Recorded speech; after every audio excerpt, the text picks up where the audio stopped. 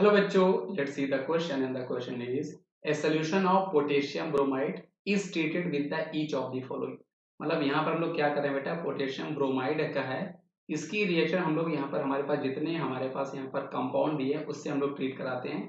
ये हमारे पास ऑप्शन में जो भी कंपाउंड है, तो उसके बाद हमें क्वेश्चन में क्या पूछ रहा है कि ईच से हम ट्रीट कर रहे हैं, so which one would liberate bromine, मतलब कौन है जो आपका ब्रोमीन यहाँ पे लिबरेट करने वाला है। इस क्वेश्चन का हमारे पास बेटा यहाँ पर सही जवाब देना है। तो चलिए इस क्वेश्चन को हम सॉल्व करते हैं बेटा। तो इस क्वेश्चन को सॉल्व करने के लिए मैं आपको बहुत ही बेसिक और अच्छा तरीका बताने वाला हूँ, आपको उसमें फोकस करना है। अब इसका अच्छा तरीका क्या है बेटा, देखो एक्चुअल में जो ज्यादा रिएक्टिव होते हैं वो लेस रिएक्टिव को डिस्प्लेस किया करते हैं, है ना। जो ज्यादा रिएक्टिव होते हैं आपको यह रखना है, बेसिक कॉन्सेप्ट इसका क्या है हमारे पास कि मोर रिएक्टिव सब्सटेंस डिस्प्लेस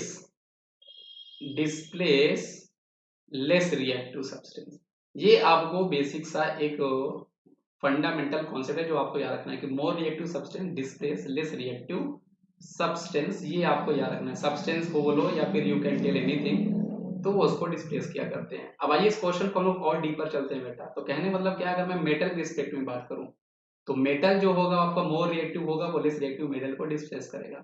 अब मेटल की रिएक्टिविटी हम चेक किसकी बेसिस में करते हैं बेटा, मेटल की रिएक्टिविटी हम लोग चेक क्या करते हैं कि कितना इजीली वो इलेक्ट्रॉन को लूज करता है, कितना इजीली वो आपका ऑक्सीडाइज होता है, कितना इजीली वो आपका ऑक्सीडाइज होता है। क्योंकि मेटल होते हैं हमारे इलेक्ट्रोपॉजिटिव, वो इलेक्ट्रॉन को डोनेट करना प्रेफर करते हैं। तो जो मेटल जितना इजीली ऑक्सीडाइज करेगा वो आपका उतना रिएक्टिव होगा, वो आपका मोर रिएक्टिव होगा। ये बेसिक सा कॉन्सेप्ट आपको याद रखना है। दूसरी चीज अगर हम नॉन मेटल की बात करते हैं बेटा, तो नॉन मेटल की पहचान क्या होती है बेटा, नॉन मेटल जो होते हैं वो इलेक्ट्रोनेगेटिव होते हैं, वो इलेक्ट्रॉन को एक्सेप्ट करते हैं। तो नॉन मेटल में से रिएक्टिविटी आप कैसे पता लगाओगे बेटा, जो आपका इजिली रिड्यूस हो रहा होगा, जो आपका बेटा इजिली रिड्यूस हो रहा होगा। तो आपका नॉन मेटल जितना इजिली रिड्यूस होगा हम उसको बोलेंगे वो आपका उतना उतना मोर उतना आपका वो रिएक्टिव है, मोर रिएक्टिव आपका वो नॉन मेटल कहलाएगा।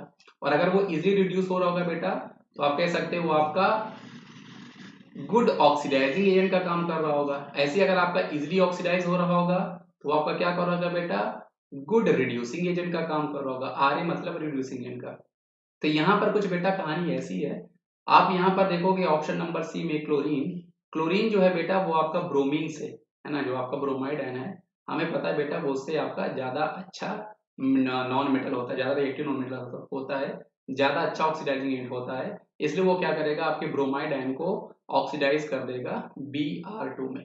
इसलिए इस क्वेश्चन का सही जवाब हमारे पास क्या हो जाएगा बेटा, ये आपका KBr जो है ये एक्चुअल में आपका रिएक्शन करेगा क्लोरीन से, Cl2 से, और यहाँ पर आपको ये KCl2KCl साथ में यहाँ पर आपको Br2 देने वाला है ना। क्योंकि क्लोरीन क्या करेगा बेटा, क्लोरीन आपका ज्यादा इजीली रिड्यूस होगा, वो आपका ज्यादा अच्छा ऑक्सीडाइजिंग होगा, इसलिए वो आपके ब्रोमाइड आयन को इजिली ऑक्सीडाइज कर देगा Br2 में। इसलिए इस क्वेश्चन का सही जवाब हमारे पास ऑप्शन नंबर सी होगा, क्लोरीन। तो आई होप आपको ये कॉन्सेप्ट जो है बेटा समझ में आया होगा। इस क्वेश्चन का सही जवाब हमारे पास ऑप्शन नंबर सी है। सो थैंक यू बच्चों।